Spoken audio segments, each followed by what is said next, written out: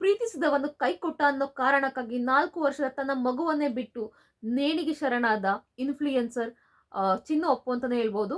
ಹೌದು, ಇದೆಲ್ಲ ಆಗೋದಕ್ಕೆ ಕಾರಣ ಏನು? ಇವ್ರು ಏನದಕ್ಕೆ ನೇಣು ಬಿಗಿದುಕೊಂಡ್ರು? ಇದೆಲ್ಲವನ್ನು ಕೂಡ ನನಗೆ ಹೇಳ್ತಾ ಹೋಗ್ತೀನಿ. ಹಾಯ್ ಎಲ್ರಿಗೂ ನಮಸ್ಕಾರ. ಯೂನಿವರ್ಸ್ ಲವ್ ಚಾನೆಲ್‌ಗೆ ನಿಮ್ಮೆಲ್ರಿಗೂ ಸ್ವಾಗತ.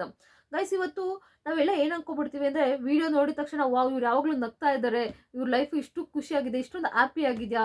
ಇನ್‌ಫ್ಲುಯೆನ್ಸರ್ ಲೈಫ್ ಬೆಸ್ಟ್ ಗುರು ಅಂತ ನಾವು ಅನ್ಕೊಳ್ತೀವಿ. ಬಟ್ ಇನ್‌ಫ್ಲುಯೆನ್ಸರ್ ಲೈಫ್ ಹಂಗಿರೋದಿಲ್ಲ. ಕ್ಯಾಮ್ರಾ ಮುಂದೆ ಮಾತ್ರ ನಗ್ತಾರೆ. ಆದ್ರೆ ಅವ್ರ ಹಿಂದೆಗಡೆ ಲೈಫು ಬೇರೆನೇ ಇರುತ್ತೆ ಅಂತಾನೆ ಹೇಳ್ಬೋದು. ಕ್ಯಾಮ್ರಾ ನೋಡಿದ ತಕ್ಷಣ ಸ್ಮೈಲ್ ಮಾಡ್ತೀವಿ. ಈಗ ನಾವು ಫೋಟೋ ಚೆನ್ನಾಗಿ ಬರ್ಲಿ ಅಂತ, ಅದೇ ರೀತಿ ಅವರು ಕೂಡ ವಿಡಿಯೋ ಚೆನ್ನಾಗಿ ಬರ್ಲಿ, ನಗ್ತಾ ನಗ್ತಾ ಮಾಡೋಣ ಅಂತ ಮಾಡ್ತಾರೆ. ಬಟ್ ಲೈಫ್ ಹಂಗಿರೋದಿಲ್ಲ. ಈಗ ಏನಾಗಿದೆ ಇವ್ರ ಲೈಫಲ್ಲಿ ಅಂತ ಹೇಳ್ತಾ ಹೋಗ್ತೀನಿ. ಮೊದಲಿಗೆ ಇವ್ರ ಹೆಸರು ಬಂದು ಇನ್ಸ್ಟಾಗ್ರಾಮಲ್ಲಿ ಚಿನ್ನು ಅಪ್ಪು ಅಂತ ಇದೆ. ಇವ್ರ ರಿಯಲ್ ನೇಮ್ ಬಂದು ರೇಷ್ಮಾ ಅಂತ. ಇವರಿಗೆ ಮದುವೆ ಆಗಿದೆ, ಆಲ್ರೆಡಿ ಮದುವೆ ಆಗಿತ್ತಂತೆ. ಈಗ ಒಂದು ತಿಂಗಳಾಗಿದೆ ಅಷ್ಟೇ ವಿಚ್ಛೇದನ ಪಡ್ಕೊಂಡು. ಕೇರಳದ, ಇವ್ರ ಮೂಲ ಬಂದು ಕೇರಳ. ಕೇರಳದ ಹುಡುಗಂಗೆ ಕೂಡ ಮದುವೆ ಆಗಿತ್ತಂತೆ ಇವ್ರಿಗೆ. ಒಂದು ಅಂದ್ರೆ ಗಂಡ ಹೆಂಡತಿಗೆ ಇಬ್ರಿಗೂ ಆಗಿ ಬಂದಿಲ್ಲ. ಒಂದು ತಿಂಗಳಾಗಿದೆ ವಿಚ್ಛೇದನ ತಗೊಂಡಿದ್ದಾರೆ. ಇಬ್ರು ಕೂಡ ಡಿವೋರ್ಸ್ ತಗೊಂಡಿದ್ದಾರೆ. ಇವರಿಗೆ 4 ವರ್ಷದ ಒಬ್ಬಳು ಮಗಳು ಕೂಡ ಇದ್ರಂತೆ. ಇದ್ರಂತೆ ಅಲ್ಲ, ಇದ್ದಾಳೆ. ಅಂದ್ರೆ ಆ ಮಗುನ ಅವ್ರ ಅಮ್ಮನ ಕೈಲಿ ಕೊಟ್ಟಿದ್ದಾರೆ. ಅಂದ್ರೆ ಅವ್ರ ಅಮ್ಮ ನೋಡ್ಕೊತಿದ್ದಾರೆ. ಇವರು ವಿಡಿಯೋ ಮಾಡ್ಕೊಂಡು ಸ್ವಲ್ಪ ಬಾಯ್ ಫ್ರೆಂಡ್ ಇದ್ರಂತೆ. ಒಬ್ಬರು ಬಾಯ್ ಫ್ರೆಂಡ್ ಇದ್ರಂತೆ. ಆ ಬಾಯ್ ಫ್ರೆಂಡ್ಗೋಸ್ಕರನೇ ಇವ್ರು ವಿಚ್ಛೇದನ ಪಡ್ಕೊಂಡಿದ್ದಂತೆ. ಈ ಬಾಯ್ ಫ್ರೆಂಡ್ ಏನ್ ಮಾಡಿದ್ದಾರೆ ಅಂದ್ರೆ, ಅದೆಲ್ಲ ಗೊತ್ತಾಗೇನೆ ಅವ್ರ ಗಂಡ ಕೂಡ ಡಿವೋರ್ಸ್ ಕೊಟ್ಟಿರೋದು. ಅಂದ್ರೆ ಏನಾಗುತ್ತೆ ಗೊತ್ತಾ, ನಿಮ್ ಗಂಡನ ಹತ್ರ ಡಿವೋರ್ಸ್ ತಗೊಂಡ, ಇವ್ರ ಪಕ್ಕ ಇವನು ಒಳ್ಳೆಯವನ ಅಂತ ತಿಳ್ಕೊಂಡು ತಗೊಳ್ಳಿ ದಯವಿಟ್ಟು. ಇತ್ತೀಚಿನ ದಿನಗಳಲ್ಲಿ ಹಂಗಾಗ್ಬಿಟ್ಟಿದೆ. ಮದುವೆ ಆಗ್ತಾರೆ, ಇನ್ನೊಬ್ರ ಮೇಲೆ ಯಾರ ಮೇಲೆ ಕ್ರಶ್ ಆಗುತ್ತೆ, ಆಮೇಲೆ ಗಂಡನ ಹತ್ರ ಜಗಳಾಡ್ಕೊಂಡು ಡಿವೋರ್ಸ್ ತಗೊಳ್ಳೋದು, ಆಮೇಲೆ ಅವನು ಕೈ ಕೊಡೋದು. ಇದೆಲ್ಲ ನಿಜವಾಗ್ಲೂ ಬೇಡ. ಗಂಡ ಅಂತ ಮನ್ಸಿಂದ ಒಪ್ಕೊಳ್ಳಿ. ಮದುವೆ ಆದ್ಮೇಲೆ ಅವ್ನ ಗಂಡನೇ ಇಟ್ಕೊಂಡವನೆ ಅಂತಾನೆ ಹೇಳ್ತೀನಿ. ನಾನು ಸೀರಿಯಸ್ಲಿ ನನಗೆ ಇಷ್ಟ ಆಗಲ್ಲ ಆ ಥರ ಹೇಳೋದಕ್ಕೆ. ಬಟ್ ಇಲ್ಲಿ ಅವ್ರ ಲೈಫಲ್ಲಿ ಕೂಡ ಹಂಗೆ ಆಗಿರೋದು. ಈಗ ಬಾಯ್ ಫ್ರೆಂಡ್ಗೋಸ್ಕರ ಗಂಡನ ಹತ್ರ ವಿಚ್ಛೇದನ ಏನೋ ತಗೊಂಡು ಇನ್ನೂ 1 ತಿಂಗಳಾಗಿಲ್ಲ, ಆಲ್ರೆಡಿ ಅವನು ಬಾಯ್ ಫ್ರೆಂಡ್ ಕೈ ಕೊಟ್ಟಿದ್ದಾನೆ ಇವ್ರಿಗೆ. ಈಗ ಮಗಿನ ಪರಿಸ್ಥಿತಿ ಏನಾಗಬೇಕು ಅಂದರೆ, ಬಾಯ್ ಫ್ರೆಂಡ್ಗೋಸ್ಕರ ಇವ್ರು ಸಪ್ರೇಟ್ ಮನೆ ಮಾಡ್ಕೊಂಡಿದ್ರಂತೆ. ಚಿನ್ನು ಅಪ್ಪು ಅವರು ಅಂದರೆ ರೇಷ್ಮಾ ಅವರು ಬಾಡಿಗೆ ಮಾಡಿಕೊಂಡು ಕಾಸರಗೋಡಿನ ಅಂದರೆ ಕೇರಳದ ಕಾಸರಗೋಡಿನ ಉಳಿತ್ಕಾಡ ಅನ್ನೋ ಒಂದು ಗ್ರಾಮದಲ್ಲಿ ಇದ್ರಂತೆ.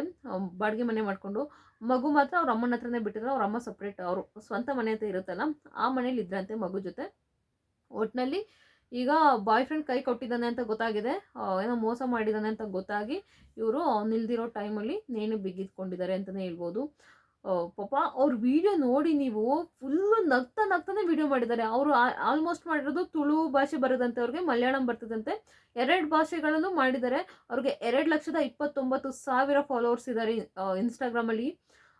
ತುಂಬ ಒಳ್ಳೆ ಇನ್ಫ್ಲೂಯೆನ್ಸರ್. ಎಷ್ಟೊಂದು ಏನಂತಾರೆ ಇದನ್ನೆಲ್ಲ ಮಾಡ್ತಾರಲ್ಲಪ್ಪ, ಪ್ರಮೋಷನ್ಸು ಮಾಡಿರೋದು ಫ್ರೀಯಾಗೆ ಮಾಡಿಕೊಟ್ಟಿದ್ದಾರಂತೆ ಎಷ್ಟೋ ಜನಕ್ಕೆ. ಬಟ್ ತುಂಬ ಒಳ್ಳೆತನ ಇದ್ದ ಮೇಲೆ ದಯವಿಟ್ಟು ಹೇಳ್ತೀನಿ, ನಿಮ್ಮ ಹತ್ರ ಒಳ್ಳೆತನ ಇರಲಿ, ಅತಿ ಒಳ್ಳೆತನ ಬೇಡ. ಪ್ರಮೋಷನ್ಗೆ ಹೋಗ್ಬಿಟ್ಟು ದುಡ್ಡು ಈಸ್ಕೊಳ್ಳಿ, ಅದು ಬೇರೆ ನಿಮ್ಮದು ಪರ್ಸ್ನಲ್ಲು. ಬಟ್ ಈ ವಿಷಯದಲ್ಲಿ ಗಂಡ ಬಿಟ್ಟರಲ್ಲ, ಅದ್ರಂತೂ ನಂಗೆ ನಿಜವಾಗ್ಲೂ ತಪ್ಪು ಅನಿಸ್ತು. ಚೆನ್ನಾಗಿ ನೋಡ್ಕೊಳ್ತಿರೋ ಗಂಡನ ಬಿಟ್ಟು ಬೇರೆ ಯಾವನಿಗೋಸ್ಕರನೋ ನಮ್ಮ ಜೀವನ ಹಾಳು ಮಾಡ್ಕೊಳ್ಳೋದು ನಿಜವಾಗ್ಲೂ ತಪ್ಪು ಅಂತಲೇ ಹೇಳ್ತೀನಿ. ಇತ್ತೀಚೆಗೆ ತುಂಬ ನಡೀತಿದೆ. ಅವು ಸೋಷಿಯಲ್ ಮೀಡಿಯಾ ತೆಗೆದ್ರೆ ಸಾಕು, ಬರೀ ಆ ನ್ಯೂಸ್ಗಳಲ್ಲಿ ಬರೀ ಇದೆ. ಹುಡುಗ ಸತ್ತ ಇಲ್ಲ ಹುಡುಗಿ ಸತ್ರು, ಹುಡುಗ ಸತ್ತ ಇಲ್ಲ ಹುಡುಗಿ ಸತ್ರು, ಇದೇ ಆಗೋಗಿದೆ. ಕೈ ಕೊಟ್ಟ ಅಂತ ಅವ್ನು ಬಂದು ಇದು ಮಾಡ್ದ, ಇವಳು ಕೈ ಕೊಟ್ಟಿದ್ಕ ಅವ್ನು ಸತ್ತ, ಬರೀ ಇದೆ. ದಯವಿಟ್ಟು ಹಂಗೆ ಯಾರು ಮಾಡ್ಕೊಳಕ್ಕೆ ಹೋಗ್ಬಿಡಿ. ಲೈಫಲ್ಲಿ ಚೆನ್ನಾಗಿರೋದು ಕಲಿ. ಕೈ ಕೊಟ್ರ ಇನ್ನೂ ಅವ್ನ ಮುಂದೆ ಇನ್ನೂ ಚೆನ್ನಾಗಿ ಬದುಕಬೇಕು ಅನ್ನೋ ಒಂದು ಇದರಿಂದ ಬದುಕಬೇಕು. ಇವ್ರಿಗೆ ಏನಾಗಿದೆ ಗೊತ್ತಾ, ಇವ್ರು ಸಾಯೋದಕ್ಕೆ ಕಾರಣ ಇದೆ. ಈಗ ತಾನೇ ಒಂದು ಗಂಡನಿಂದ ಡಿವೋರ್ಸ್ ತೊಗೊಂಡಿದ್ದು ಇವನಿಗೋಸ್ಕರ.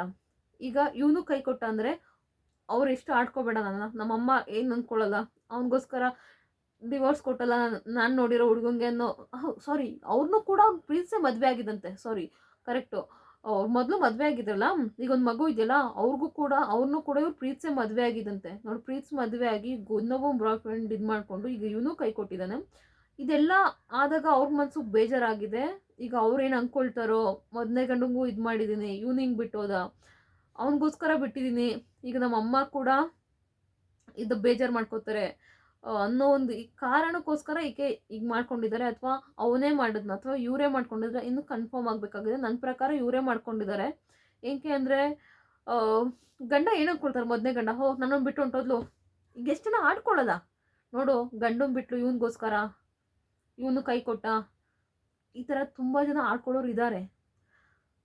ಅದನ್ನೆಲ್ಲ ಬಿಟ್ಟು ಅವ್ನು ಕೈ ಕೊಟ್ಟರು ಕೊಟ್ಟ ಸಾಕು. ನನ್ನ ಮಗನೋ ಮಗಳು ಇದ್ದಾರೆ, ಅವ್ರಿಗೋಸ್ಕರ ಜೀವಿಸೋಣ ಅನ್ನೋದು ಕಳೀರಿ. ಸಾಯೋದು ದೊಡ್ಡ ವಿಷಯ ಅಲ್ಲ, ಸತ್ತೋಗ್ಬಿಡ್ಬೋದು. ಆದರೆ ನಮ್ಗೆ ದೇವ್ರು ಕೊಟ್ಟಿರೋದು ಒಂದೇ ಜೀವನ. ಆ ಜೀವನನ ನಾವು ಹೆಂಗೆ ರೂಪಿಸ್ಕೊಳ್ಬೇಕು ಅನ್ನೋದು ನಮ್ಮ ಕೈಲಿದೆ. ಚೆನ್ನಾಗಿ ಇನ್ಫ್ಲೂಯೆನ್ಸರ್ ಆಗಿ ಚೆನ್ನಾಗಿ ದುಡ್ಡು ಮಾಡ್ತಿದ್ರಿ, ಏನು ಬೇಕಿತ್ತು ನಿಮ್ಗಿದೆಲ್ಲ? ನಿಜವಾಗ್ಲೂ ನಿಮ್ಮ ಗಂಡ ಸಪೋರ್ಟ್ ಮಾಡ್ತಿರ್ಲಿಲ್ವಾ? ಸ್ಮಾರ್ಟ್ ಇರ್ತಾರೆ, ನೀವೇ ಹಾಳು ಮಾಡ್ಕೊಳ್ತೀರಾ. ನಿಮ್ಮ ಕೈಯಿಂದ ನೀವೇ ಹಾಳು ಮಾಡ್ಕೋತೀರಾ ಅಂತಲೇ ಹೇಳ್ಬೋದು.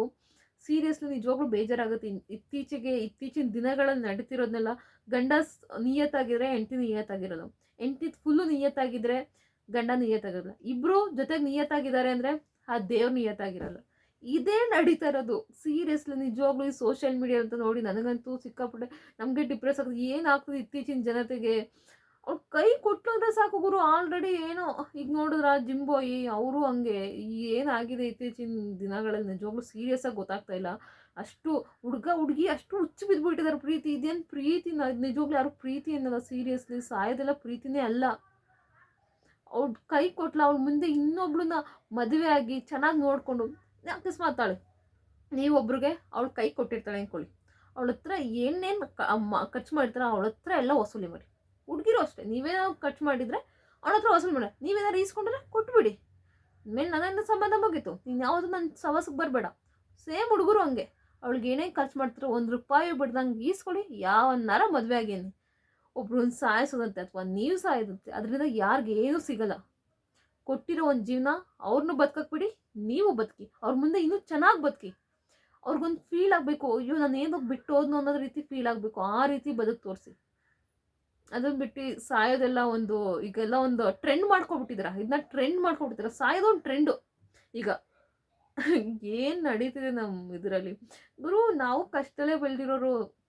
ನಿಜ ಇಲ್ಲ, ನಾವು 90s ಕಿಡ್ಸ್ ಇದೀವಲ್ಲ, ಬೆಸ್ಟು. ಏನೇ ಕಷ್ಟ ಬಂದ್ರೂ ಸ್ವಲ್ಪ ಇದು ಮಾಡ್ಕೊಂಡು ಹೋಗ್ತೀವಿ. ಈಗಿನ ಮಕ್ಕಳು ಏನಾರು ಒಂಚೂರು ನೋವಾಗಂಗಿಲ್ಲ, ಯಾರು ಒಂಚೂರು ಬೈಯಂಗಿಲ್ಲ. ಆಳೆ ಏನೋ ಆಗೋಯ್ತು ಅವ್ರ ಜೀವನದಲ್ಲಿ ಅನ್ನೋ ರೇಂಜಿಗೆ ಬದುಕ್ತಾರೆ. ನಾವು ಒಳ್ಳೆ ನಾಯಿ ಹೊಡೆದಂಗೆ ಹೊಡೆದ್ರು ನಮ್ಮ ಸ್ಕೂಲಲ್ಲೆಲ್ಲ. ಸ್ಕೂಲಲ್ಲಿ ಹೊಡಿಯೋರು, ಮನೇಲಿ ಹೊಡಿಯೋರು. ನಾವು ಅದಕ್ಕೆ ತಲೆನೇ ಕೆಲಸ ಆಳೆ ಒಂದು 5 ನಿಮಿಷ ಚೆನ್ನಾಗೇ ಇರೋವು. ಈಗ ಹಂಗಲ್ಲ. ಏನೋ ಸರ್ಗಳೇನಾರ ಅಥವಾ ಅವ್ರ ಫ್ರೆಂಡ್ಸ್ಗಳ ಮುಂದೆ ಹೊಡೆದ್ಬಿಟ್ರೆ ಅಥವಾ ಅವ್ರ ಅಪ್ಪ ಅಮ್ಮ ಬೈದ್ಬಿಟ್ರೆ ಫ್ರೆಂಡ್ಸ್ ಮುಂದೆ, ಆಲ್ರೆಡಿ ಏನೋ ಸತ್ತೋಗ್ಬಿಡ್ತಾರೆ, ಏನೋ ಮಾಡ್ಕೊಬಿಡ್ತಾರೆ, ಇನ್ನೊಂದೇನೋ ಮಾಡ್ಕೊಬಿಡ್ತಾರೆ, ಅಥವಾ ಮನೆ ಬಿಟ್ಟು ಹೊಡೋಗ್ತಾರೆ. ಯಪ್ಪ ಏನಾಗ್ತದೆ ಈ ಜನ್ರೇಷನ್ಗೆ?